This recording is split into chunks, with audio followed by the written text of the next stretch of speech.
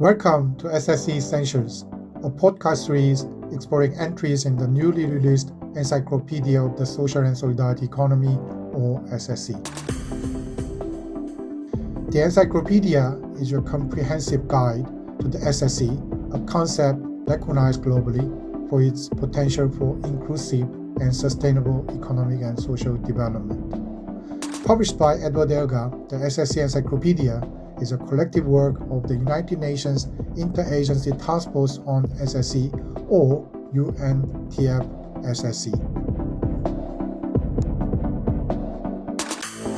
For today's episode, we have invited Professor Susanne Elsen, Pre-University of Bolzano, Italy, who contributed to the Encyclopedia an entry about social services. Professor Elsen, thank you for joining us today. Hello, it's a joy for me to join you. Thank you very much. Could you briefly introduce yourself for our listeners? Yeah, I'm Susanne Elsen. I'm professor here for sociology of cultural processes. And I had the joy to write an entry in the Encyclopedia related to the innovative power of social and solidarity approaches within the field of social services. That's a topic in which I'm working since decades, and maybe I have the chance to tell a bit about it. Let's start off with a question about the SSE and yourself. Your research has had a strong focus on community development, and local dynamics of economy, etc., etc. And when and why did you become interested in the SSE, and what is the SSE to you? Well, I made concrete experiences in the field of the work with long-term disadvantaged people in a town in Germany, and I came into a situation when the community in which I worked got under a strong, let's say, dynamic of gentrification. And we decided to support people in building up an own housing cooperative to save their houses, but also to create work and income for them with them while, renovating these houses. I was working in a university project for integrative urban development.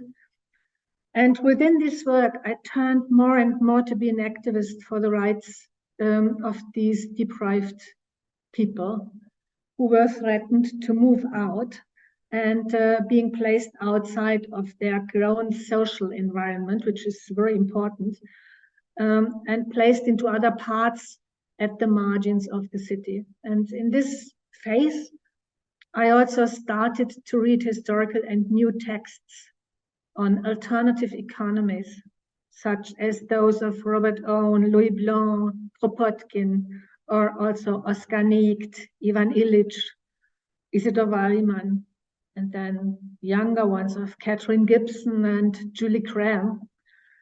Then texts related to gentrification processes, and I found everything all these dynamics I was confronted with in the text of Jane Jacobs, of David Harvey, or of Arundhati Roy.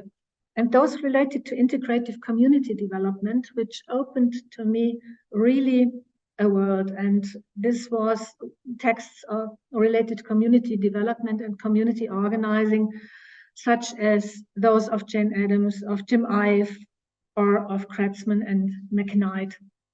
And I was convinced this is the topic I want to deepen in my PhD and in research, practice, and teaching. And I did so and continued with my habilitation also in this topic. And meanwhile, I was already professor for community development at the University of Applied Sciences in Zurich first, and then in Munich. And one of the first activities there was to implement a master of community development and solidarity economy and yearly conferences in this topic. And since 12 years now, I'm working here in Italy, in the northern part, the German-speaking part of Italy, And I'm really fascinated of the self-organizing structures, especially in the poor southern region of this country. Great. So in Europe and beyond, more and more youth are attracted to alternative types of economic relations and activities you've been researching on for over several decades. What aspects of the SSE do you think appeal to youth? For me, social and solidarity economy is the most important integrative part of community development and community organizing in regions or rural or urban areas, in remote and also disadvantaged areas. And I made this experience that we can really change a lot if we work with this approach. I made the experience often that it's the potential to act, following the own visions and sharing them with others. It's the possibility to create something new collaboratively in an autonomous mode, to experiment in a conscious and eco-social responsible way. We found this strong motivation, for instance, as action power in many of our research, especially with actors in social agriculture fighting organized crime in the south of Italy. The most convincing examples for me for this social innovation power of social and solidarity approaches initiated by creative and eco-social active young people are to be found in my experience, are to be found in remote rural areas where young people still find opportunities to act. So they move there because the pushing factors of expansive cities are very strong, and they invest their creative power in these remote rural areas, often in combination of bioagriculture with social and healthcare approaches, or with innovative direct marketing activities, for instance, in form of community-supported agriculture or building up food co-ops. We are working, for instance, in this moment in a research project related to young female innovators in multifunctional agriculture, often initiating something what we call an innovative cascade. This means gives a very strong impact also to their social environment. As social, also in this context, social and solidarity economy becomes an integrative part of a broader community development for eco-social transition. A comprehensive example is the strong movement of community cooperatives, which as multi-stakeholder associations bundle forces on site to organize infrastructure like energy cooperatives, like mobility cooperatives for and with elderly people, and so on, or the supply of goods and services in collaborative and needs-based way. This strong movement from below can be observed in the eastern part of Germany. This was very astonishing for me because I worked there more than 20 years ago, and only the word cooperative, collective, and so on was not very welcome by people who had this experience of state-based socialist regimes. So mostly, and the other thing is, it is initiated and driven by mostly young, highly qualified people who think and act in new combinations, led by creativity and a strong eco-social vision. Also, this is, you can observe this. Sometimes they come from complete different fields and disciplines, but they go into the remote rural areas and are able to detect the potential and combine it with their creativity.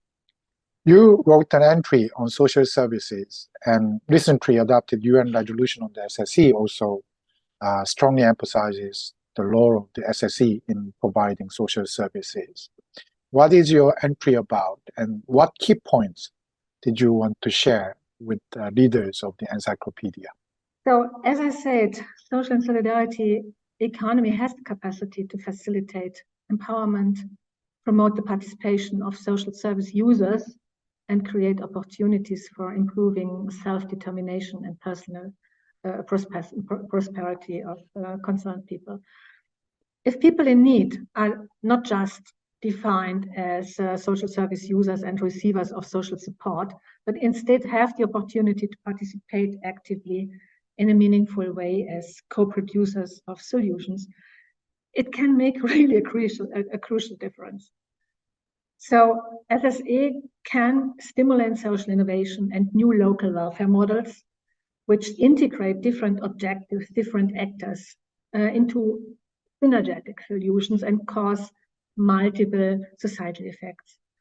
For social services and local social policy, social and solidarity economy provides the opportunity to create new institutional arrangements, which is highly important, in which material and non-material resources can be combined in an integrative and in a productive way.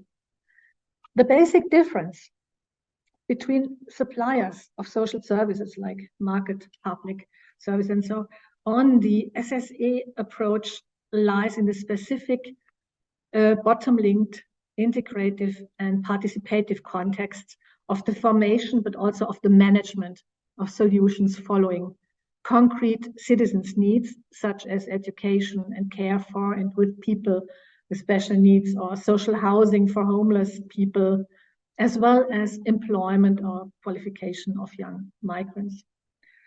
These solutions predominantly manifest as voluntary associations, self-help groups, and social cooperatives. So based on democratic governance, self-organization of citizens who are affected by a common concern. Most of them are strongly embedded in a local context. So social and solidarity economy is a pathway to social empowerment by which civil society actors directly organize various activities rather than simply shape the deployment of economic power. Thus, both the objectives of social and solidarity approaches, but also their functioning and organizational culture are beneficial. The significance of social and solidarity economy activities lies thus not only in their economic potential or capacity to cope with actual societal problems, but especially in their emancipative power. This means social and solidarity economy involves forms of governance which are more horizontal and democratic and often linked to collective action and active citizenship. As Utting says, members and users can control important decisions and transactions. This kind of management allows for social and solidarity organizations in the field of social objectives to function in a way in which they can attain their specific social aims while simultaneously generating social capital and gaining assets for further development. These contexts are also settings of civic learning, which is highly important. Thank you, Professor Susanne Elsen, for being with us today. It was a pleasure. Thank you. That's all for today's episode of SSE Essentials. The Encyclopedia of the Social and Solidarity Economy is available online for free. It is also for sale in hard copy for your libraries or bookshops. Check the links in the podcast description to get your own copy. Thanks for listening, and stay tuned for the next episode of SSE Essentials.